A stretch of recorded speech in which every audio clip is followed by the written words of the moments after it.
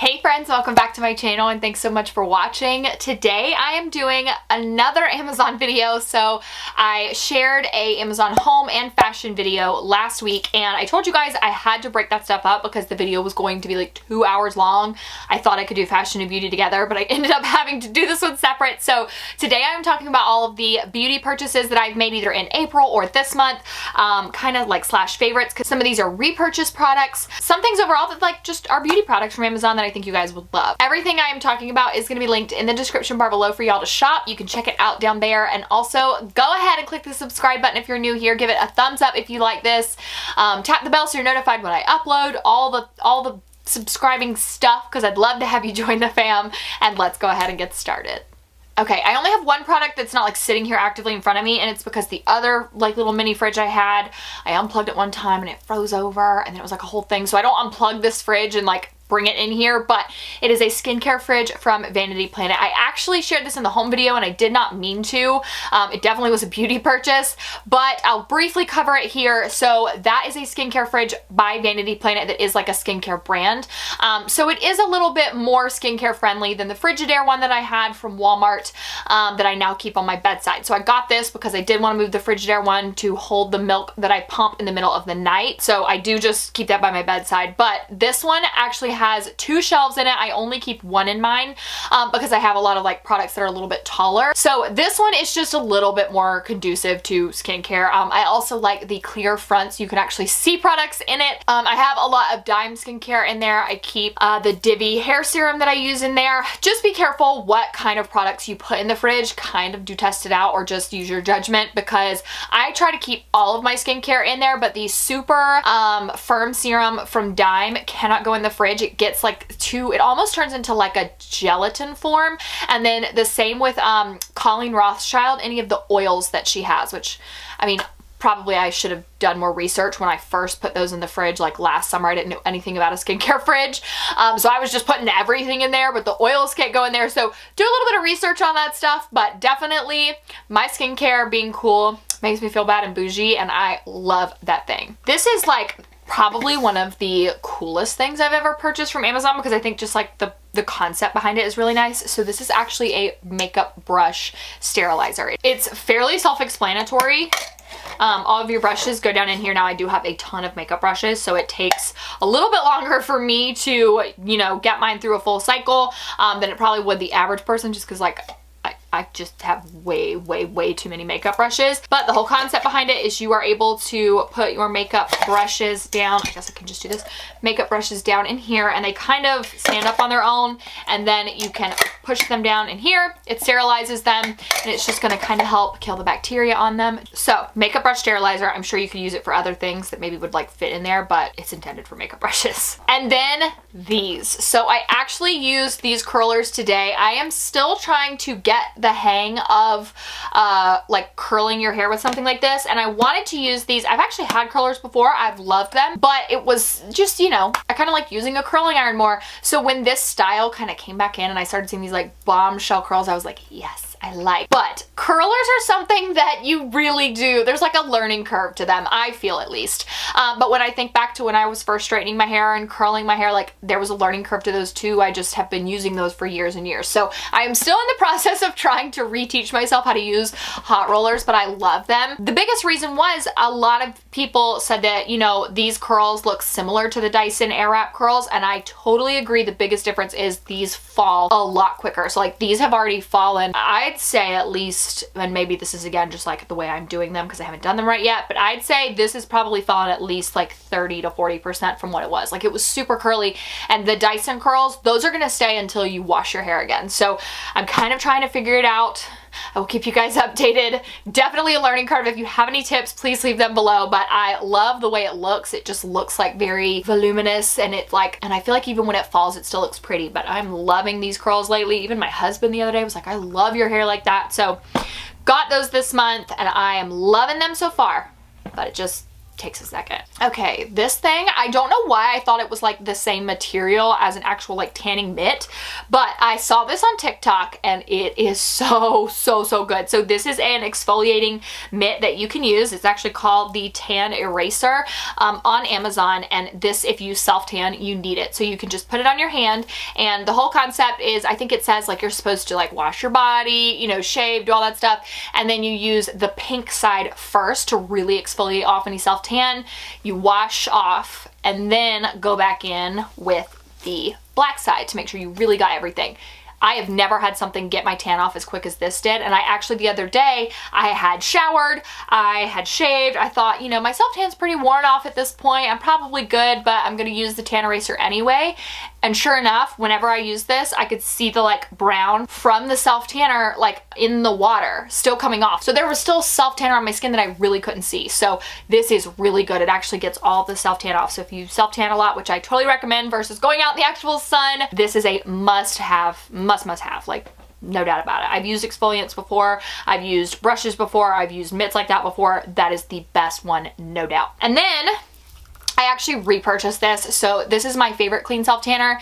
It's pregnancy safe. I think it's rated 1 or a 0. I can never remember on the EWG website. So it is very clean. And honestly, you guys, like of course, as I say this, it may not be, I am always seeing this on an Amazon deal. Like always. It's rare that this is full price, and often they will actually do a combo deal. So you can get sometimes this one and like the face version of this in a combo deal. It is such a good self tanner. The only downside of this one, they do have like a mousse. I've never used it, but this one is like you put it on, you wait 8 hours, and then you wake up looking self tan. It's one I have on today. I'm not sure you can really tell, but I am tanner. Okay, I am tan for me. I promise. So you do have to be careful, you know, not to get wet or sweat or anything for 8 hours. And I will warn you, if you do like sweat just a tiny bit, that's the weirdest postpartum hormone symptom that I've had. Is I've like never been someone who was like a big sweater.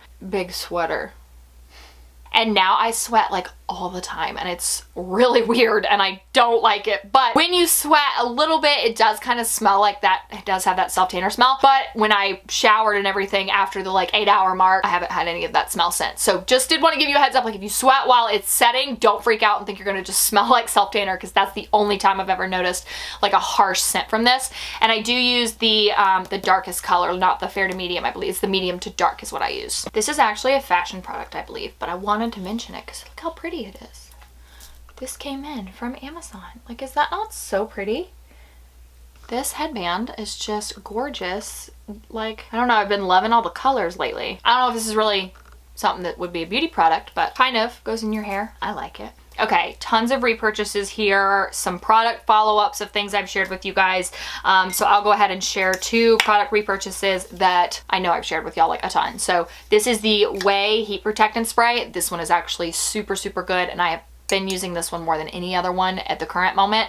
It smells really good. It makes your hair really shine, and you can like tell a difference when it is on your hair versus when it's not. Like I can just see my hair like I don't know. It handles heat better, and it doesn't like fray as much at the ends. And I don't have like dead hair, so when it kind of frays at the ends, I was like, shoot, I forgot to use my heat protectant. And then the Living Proof Perfect Hair Day Advanced Clean Dry Shampoo. I keep this in my back stock. This is almost out. I love this one. It is supposed to be used, I believe, like with their regular Perfect Hair Day Dry Shampoo, but this is just one of my faves because it actually makes your hair like silky and shiny and soft.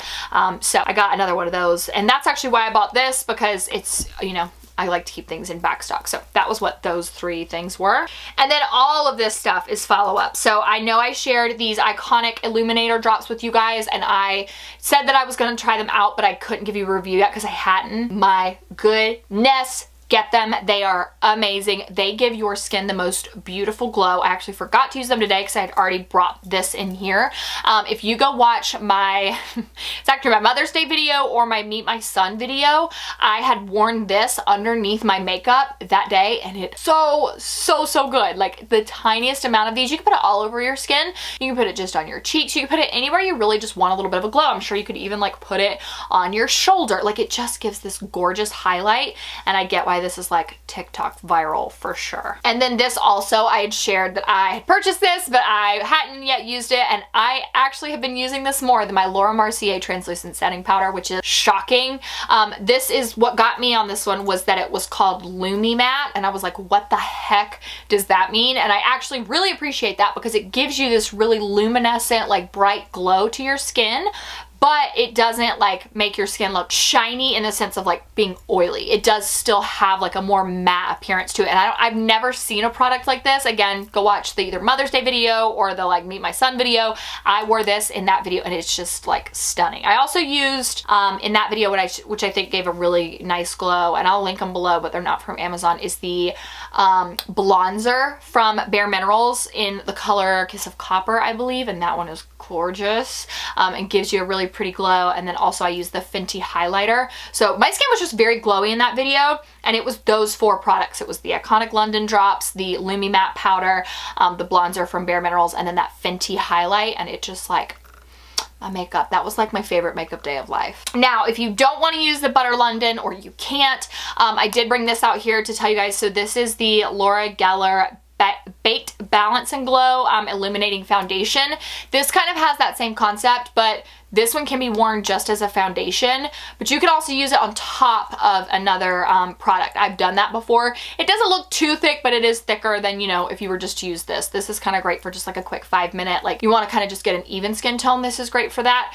But they are pretty comparable in how they look and, you know, perform on your skin, but this you can wear by itself because it is also a foundation. And I use the color Porcelain. I don't know if I said that. I don't feel like this is truly one of those that like the colors matter, but not that much, I feel.